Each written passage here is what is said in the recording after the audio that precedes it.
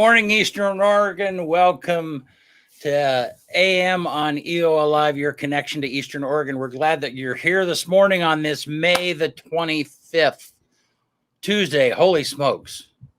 May is already flying by. I know. And you look outside and it's like, it doesn't look like May. Look at that. No. It gets pushed back every year. It's like now it's May makes June flowers. May showers make June flowers. I know. How you doing this morning? I'm excellent. Excellent day. Are you awake? Yeah. You know what really teased me off? What's that? Is that, like I could spend like half a day making a sports show, like a really good show. Yeah. Good local guests, and post it. And then turn around and post something like that map from yesterday showing all the zones and what we're in and the COVID stuff. And that map outperforms that show. That pisses me off. I know. Well, it's because people want drama. I mean, it's like, oh my, and there's lots of drama going on. Or the arrest, like an arrest, it'll just blast off and yeah. No, and people, and viewers out there, hey, we're glad you're here with us. Let us know that you're here. Tell us where you're watching from, whether it's your couch or your car or wherever it might be. Whether you're working out this morning, we're glad that you're here. And Taylor Scroggins is going to be with us here. He's our guest this morning. Want to mention that on Thursday, you talk about drama. The mayor from Baker City is going to be with us on the morning show. And that'll be a little bit exciting. She's kind of been in the national limelight because she kind of led Baker City in declaring an emergency against the mandates. So crazy. Yeah. So anyhow, so she'll be with us, talking with us on Thursday. So that'll be she's like a month booked out too. Yeah.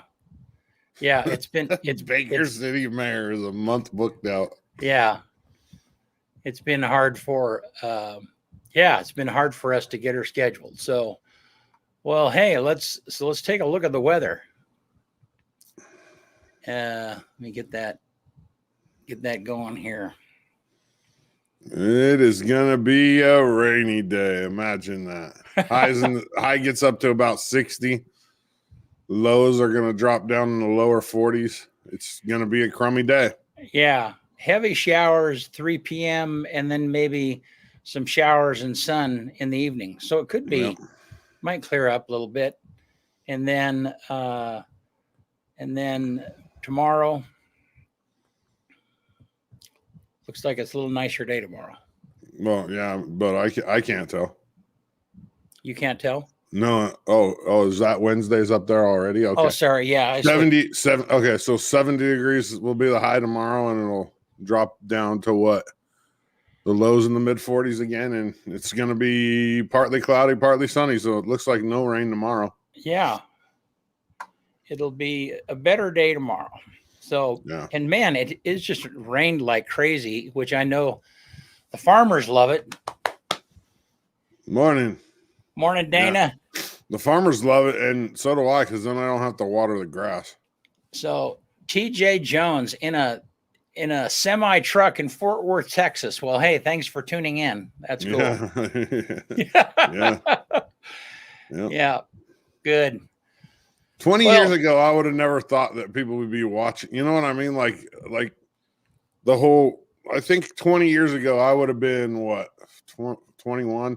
I had a little I didn't even get a cell phone until like my junior year in college. So I had like one of them little flip phones with the pull out antenna. Yeah, I think it was started with Motorola.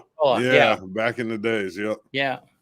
And I only had it because my grandpa insisted on it. I didn't really want a cell phone. You know what's funny is that so I was a youth pastor in Seattle about that same time.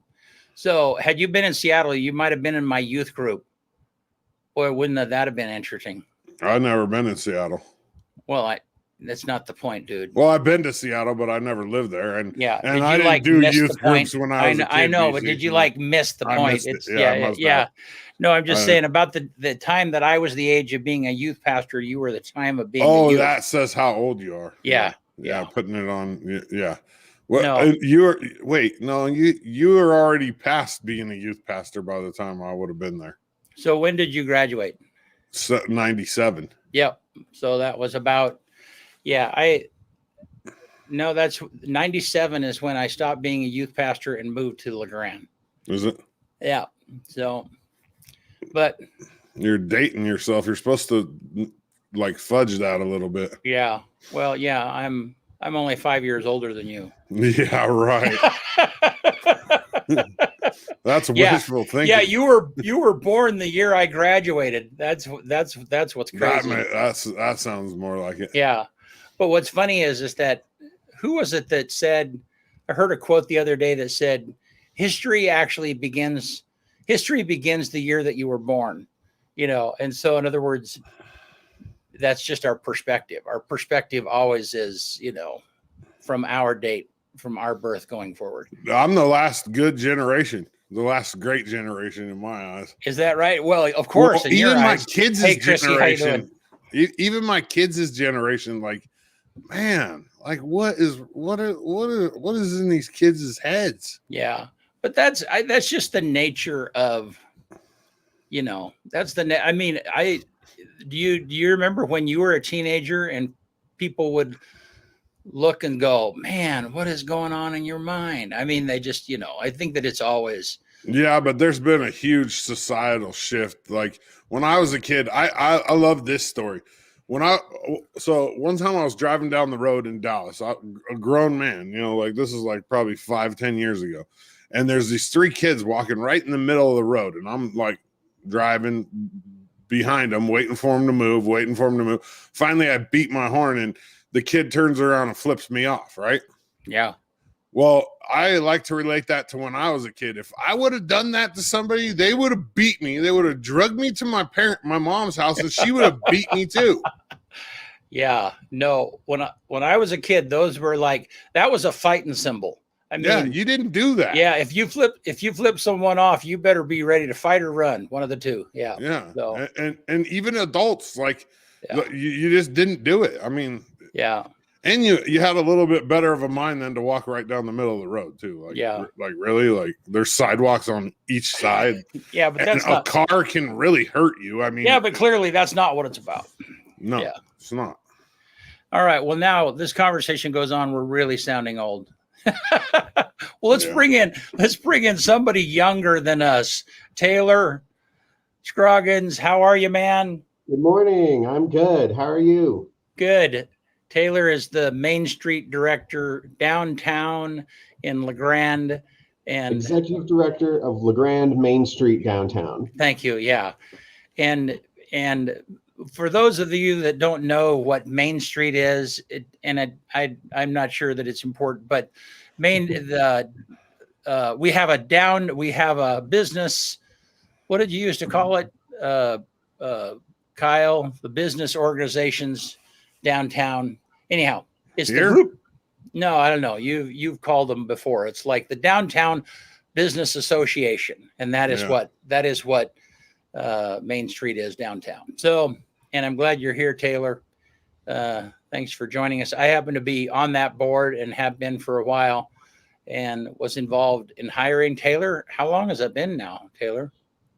I believe I just hit 2 years. Yeah. Well, this cool. month. Yeah. Well, I'm glad you're interesting 2 years. Yeah, that's right.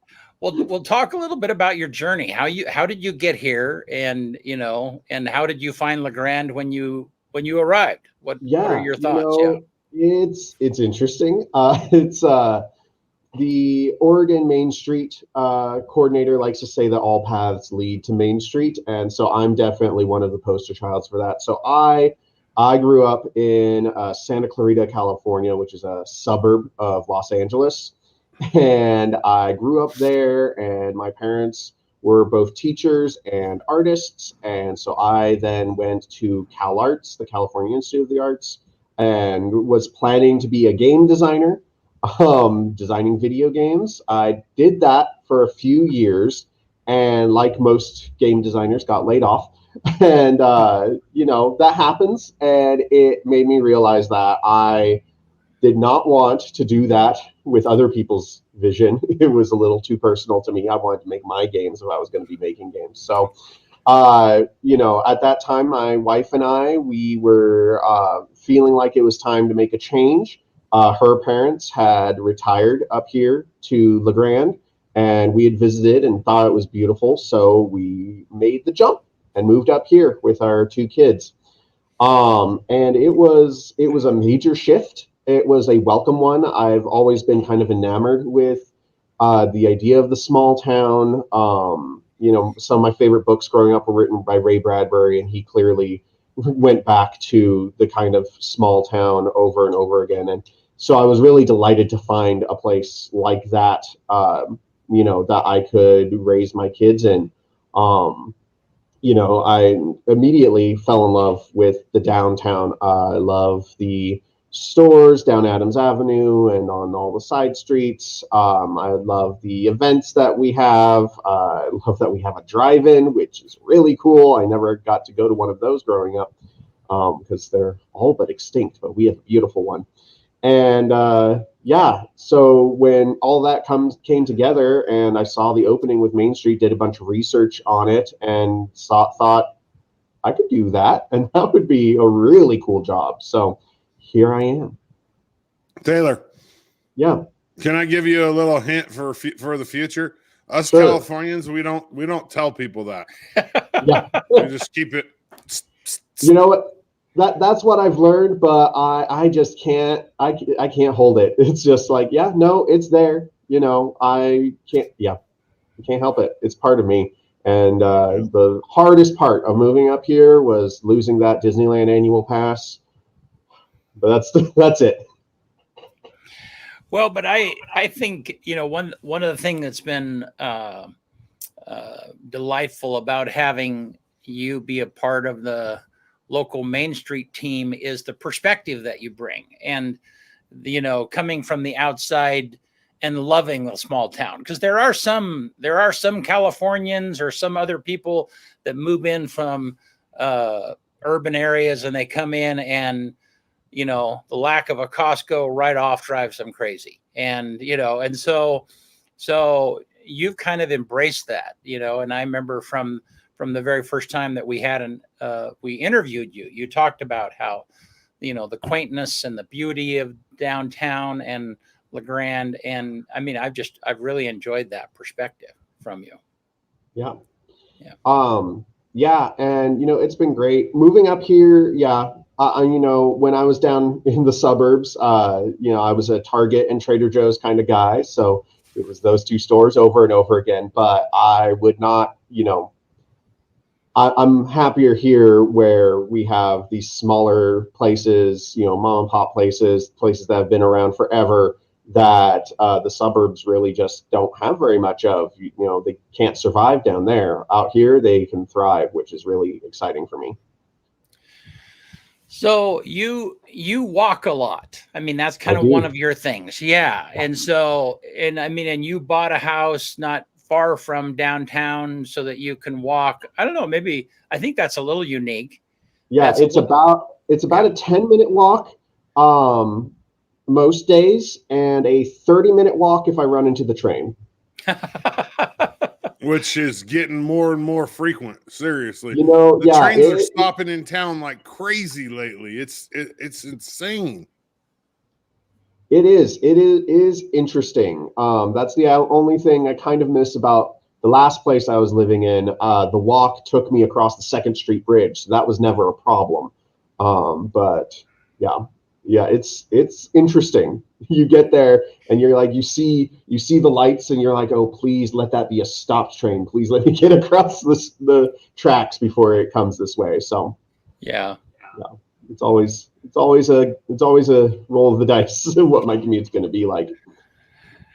So last year you finally get, because you've been here in this job for a couple of years now, you finally kind of get your feet on the ground. Yeah. Then COVID hits.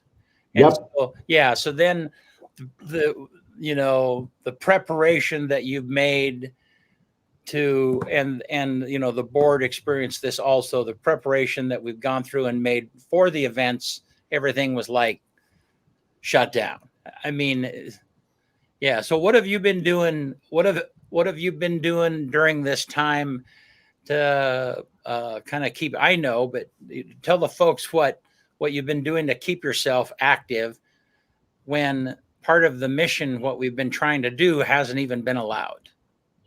Sure. Well, there's a lot. There was actually quite a bit, and it was not maybe as fun as having our great events downtown that we normally have with everyone getting together, but it was important work.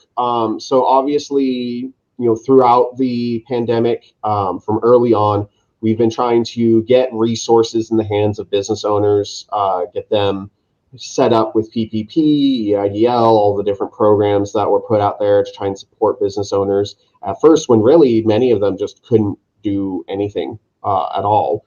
And thankfully, slowly, they've been able to increase their level of activity, and we're reaching a fairly normal level. It's very exciting. But yeah, lots of work towards that to really support our businesses and support them as much as we can. When everything was pick up or delivery only, we were trying to promote what businesses were open to what degree, what services you could get from them to support businesses as much as you could as individuals. Then the other level was really an organization level work, was improving the health of our organization, recruiting new volunteers. We are a primarily volunteer-based organization. I'm the only staff member. Everyone else is volunteering their time, and we have a number of committees that focus on different aspects of the downtown experience, economic vitality and the aesthetic design, promotion activities, which are ramping up quite a bit now. And then just kind of outreach and getting engaged with volunteers and donors, because we're also a 501c3 charity. And so really kind of working behind the scenes to build up the health of that, increase it so that we can do a lot more at times like this, where things are starting to open up. And now we really do have the volunteer personnel and the resources behind us that we need to get back to doing our big fun events. Now, part of what you also do is some grant writing and funding. Yes. Yep. And we've been pretty successful. I talk a little bit about what grants might be available, and then the wins. And I'm thinking about like the grant that the Liberty Theater got through Main Street, and why that's important for the performing level that we are at, how that money became available. Sure. So yeah, there are a lot of grants. It's difficult to navigate sometimes because often you need to find just the right project for just the right grant. So we've written for a few grants ourselves to do some special projects, and some of them are successful and some aren't. You're right. The big success that we've had is we, as an organization, helped carry through a couple of different projects. One still in progress, the Liberty Theater, that got the Oregon Main Street Revitalization Grant. This was a big grant. I think it was $100,000 for the IOF building, which is the new location of Tap That Growlers. That was a big rehabilitation, and it came out beautifully and was funded was partially funded through that Oregon Main Street Revitalization Grant. And then the Liberty Theater and Putnam joint project, those two buildings next to each other, secured a $200,000 grant, $100,000 for each, to really help get that work done.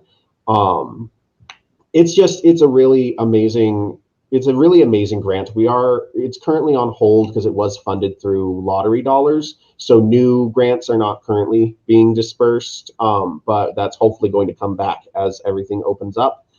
And it's just a fantastic program. One of Main Street's main goals, and really where we came from, was historic preservation. And so preserving these beautiful downtown buildings is one of the really main mission statements of Main Street. And grants like this one, allow dedicated groups and individuals to really take these beautiful but maybe at some point neglected buildings and really bring them forward, make them look as beautiful as they were when they were first built. And that's really what we're seeing happen with those grants downtown. No, that's awesome. And there are different levels of Main Street organizations. Mhm. And since over the year that this Main Street organization has been strong, then those grants are available to us because we're Yes. a performing level. I'm trying to remember what that's called. I believe so, and I think there might be some talk about rebranding those, but yes, currently we are performing Main Street, which is the highest level in Oregon of Main Street organization. So we really have it together. We've got our committees, we've got a full board, we have paid staff assisting, and so that's really kind of where you need to get to really be where you want to be with your Main Street organization. And the reason that's important is because then some of those funds are available to us where Yes. it wouldn't be at all. And I think the Liberty Project is over $1 million. Yeah. And I don't know, 1.3, 1.5. I'm trying to remember what it is, but it's around there. And so then again, these $100,000 chunk or a $200,000 chunk is significant in them accomplishing their goals. And I have to tell you, that was the first time I've ever signed $100,000 check. I don't, know, and so that was a little bit of a pause. Is like, really? Are all those zeros? Is that real? And so anyhow, it was pretty incredible delivering that check. But yeah, and that you actually bring up a really good point. One of the reasons this grant program is so important and why I'm so excited for it to come back, and maybe we can get another one going here in downtown La Grande, because it is statewide. But those reinvestment stats, it does help a lot to get that grant. And what we see time and time again with all of these grants is that when you put the money into Main Street, the private reinvestment just really shores everything up. And really drives everything forward. It's really exciting to see. So explain what private reinvestment, explore that a little bit. Yes. So basically it's a stat that the Oregon Main Street likes to track, especially with these grants that they give out, because it helps them make the case to higher levels of government as to why the Main Street program is so important. Is that, yes, we gave out this $100,000 grant. That is a big chunk and it helped a lot. But hey, also look at how much the overall project was. Look at all of the money that came into it from all of the different sources. When you give out these kinds of grants, they may seem steep, but they drive an exponential level of growth. They help increase the amount that others are able to put into the project to make it succeed to such an extraordinary level. And so that is what they call private reinvestment. They are really excited to see, when you give money into a Main Street, how much then comes out of that is usually quite magnified. And that's what we're seeing, especially with these projects. Very, very cool. What are them raffle tickets on the table for? Behind you. Yeah, these raffle tickets. These, I believe, are going to be used later this year at the returning Eastern Oregon Beer Festival. We're going to be using these for people to make votes for the People's Choice Award winner, where people will each get a ticket and they'll be able to choose which brew was their favorite. And at the end of it, that brewer will get a big prize trophy. And it's a little contentious. We're really actually quite excited because the first 5 beer festivals, the winner of the People's Choice Award was Dragon's Gate Brewery out of Milton Freewater, and we love them and we love their beer. And there was a big upset at our last festival. Caldera Brewing out of Ashland, Oregon. They took home the prize that year. So I'm really excited to see what the competition is going to be like this year and what the attendees are going to choose as their favorite beer of the day. So, and that's a great segue. I was going to kind of move us towards events and what's happening. And since you talked about Beer Fest, which EOAlive is one of the gold sponsors of Beer Fest that's coming up the middle of August. So Yes. let's start there and then go back. Talk about that event and what's happening there. Sure. So after we had to cancel it last year, there was just no way that we could have run the event and been safe and followed all of the guidelines. We tried, we looked at it in a lot of different ways, but unfortunately we did have to cancel it last year. This year, we're very excited to bring the Eastern Oregon Beer Fest back to LeGrand. It's going to be August 14th at the Union County Fairgrounds. And we have a lot of exciting things happening. We're getting all of our beers signed up and brought out. We're looking to have over 30 different beers and ciders there. We're going to have the live music. We're going to have the craft and food vendors, which are always so great every year. And we're really excited this year. We're bringing back VIP tickets. They were gone for a little bit. But we've kind of reworked the experience. We've brought them back, and those tickets, they're going to get people into the fairgrounds an hour earlier on the day of the festival. And then we're also putting together a really fun VIP party the night before the festival, August 13th. We're going to have that, I believe, on the rooftop at Marketplace Fresh Foods, and it's going to be just VIPs, the top beer snobs, the people who really know and love their beer. We're going to have some really excellent beers previewed there that may be available at the festival the next day. VIPs are going to get first access to some of those beers, and they're going to be, rubbing elbows with brewery representatives. It's going to be a really exciting event. And I'm also excited to say that tickets are actually going on sale tomorrow. We're making our tickets available, and so there's going to be a link to buy those at eobeerfest.org, which is the Beer Fest website. And there's only 50 VIP tickets, right, available. I'm trying to remember 100. how many. There's 100. We're limiting it to 100 VIP tickets. Yes, so they, based on past experience, they are going to sell very quickly. So if you want one, I recommend you check it out tomorrow because I don't know how long they're going to last. Very cool. All right. And so then back up from there, what's our next big event downtown that's happening? So we're having Crazy Days. It's very, very exciting to me.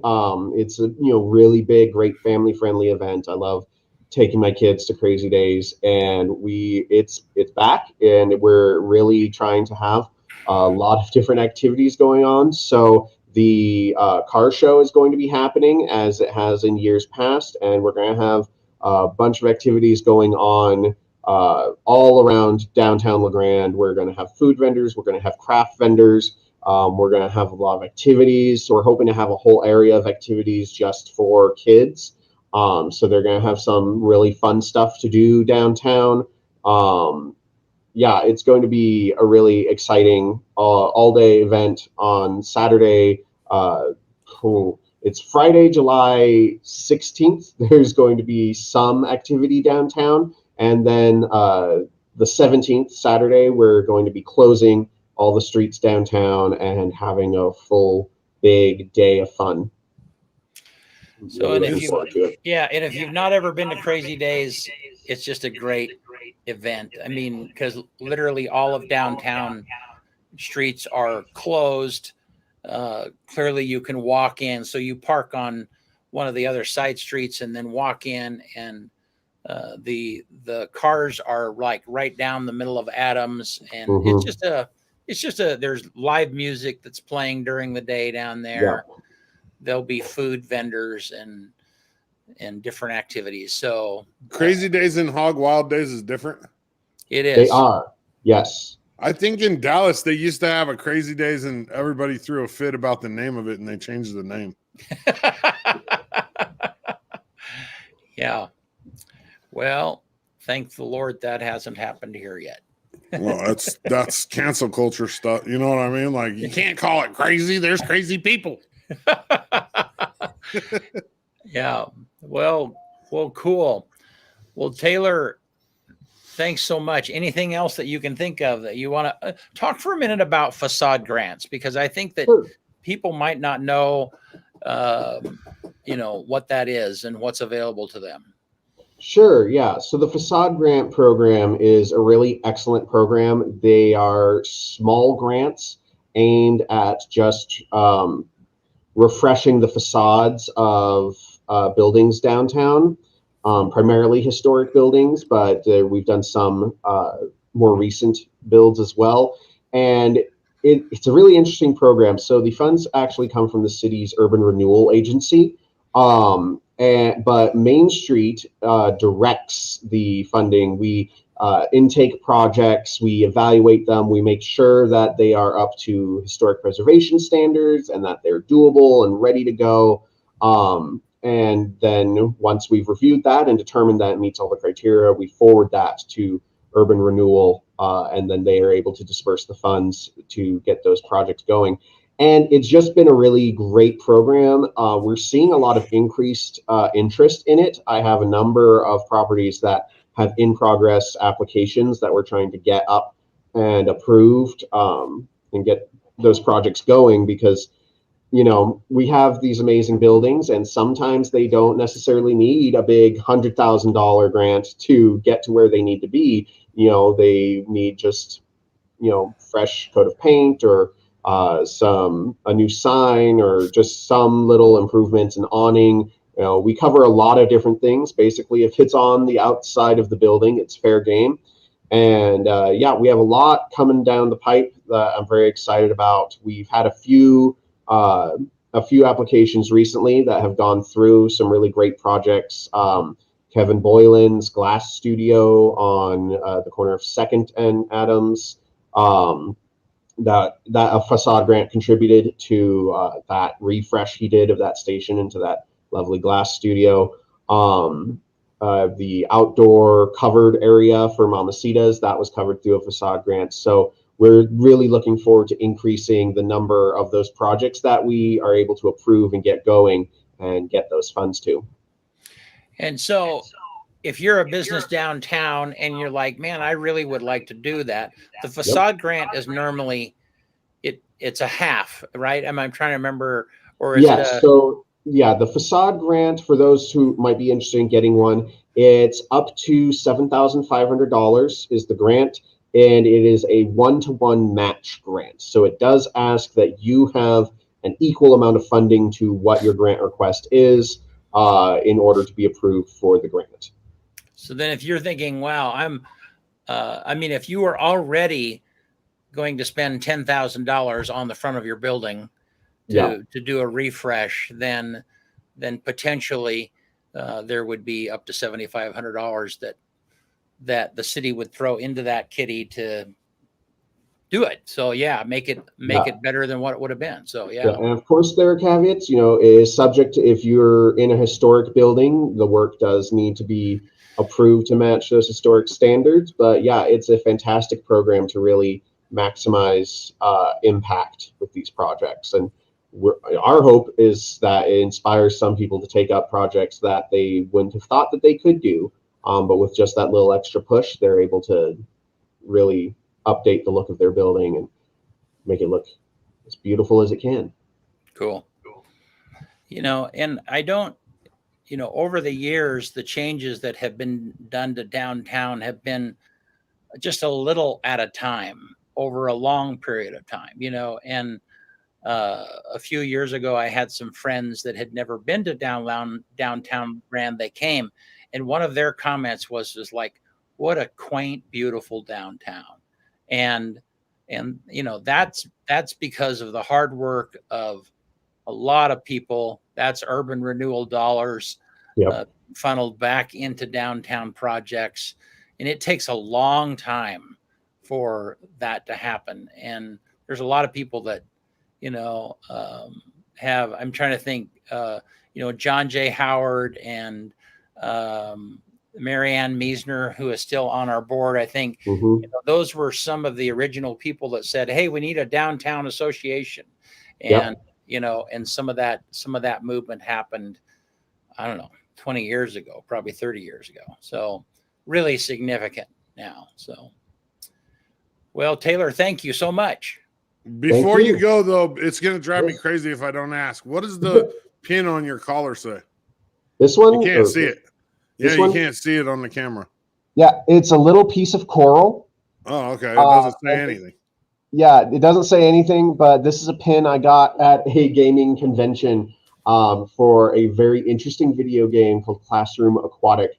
It's a VR game, so you're wearing the goggles, and you are the only human student at a school for dolphins. It is the day of the big marine biology test. You did not study, and so you need to cheat off of your dolphin classmates without the orca teacher catching you. Oh, it ain't like Leisure Suite Larry or anything like that. No. Well, I watched the esports like for the first time this weekend. Yeah. EOU competed against SOU, and they streamed it, and they played League of Legends. Yeah, dude, I'm very familiar. It's so hard to follow.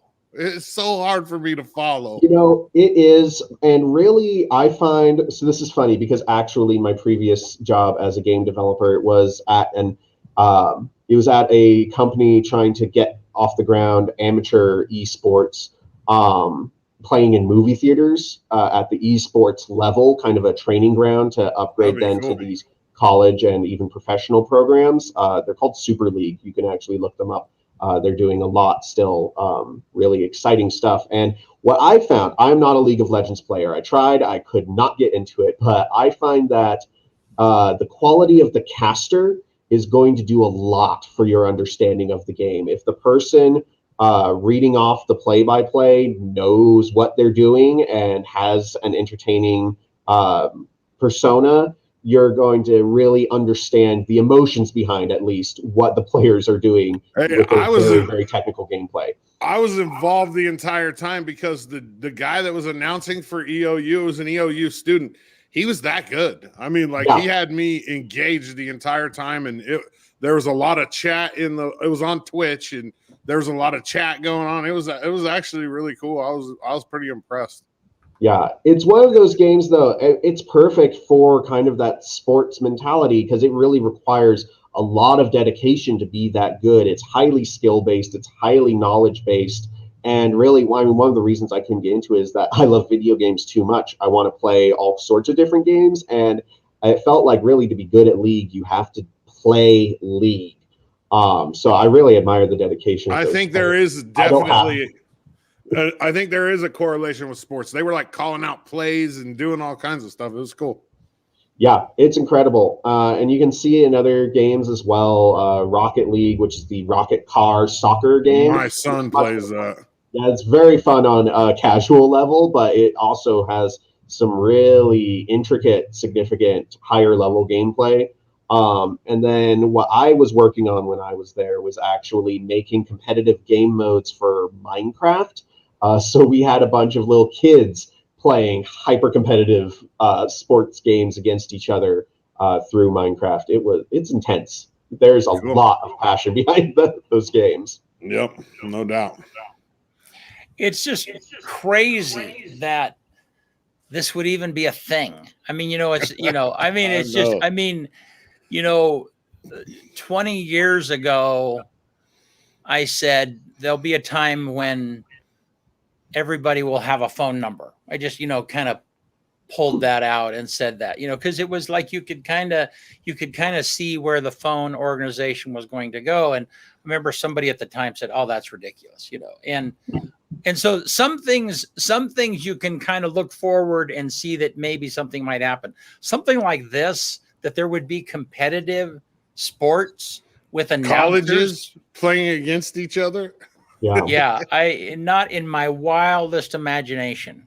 Mm-hmm. Well, Yeah, this is actually funny. This is something I was thinking about when you guys were talking about generational differences, because it made me remember very vividly when I was a kid and my dad was seeing me. My friends were all playing tag in our backyard, and I was sitting underneath a tree with a Game Boy playing Pokemon Red. And he was like, "What are you doing playing that Twitch game instead of like?" And Twitch didn't exist, so at that point he just meant that I was like fiddling with it. Never mind that it was a turn-based strategy game. I forever call out that distinction. But he was like, "What are you doing?" And it's like, "This is just what I like. This is what I enjoy." And then, it's just one of those generational differences. And now, people my age, they usually play video games. I don't have a DVD player in my house. I have a PlayStation that I'll play movies on and play games on. And it was just interesting.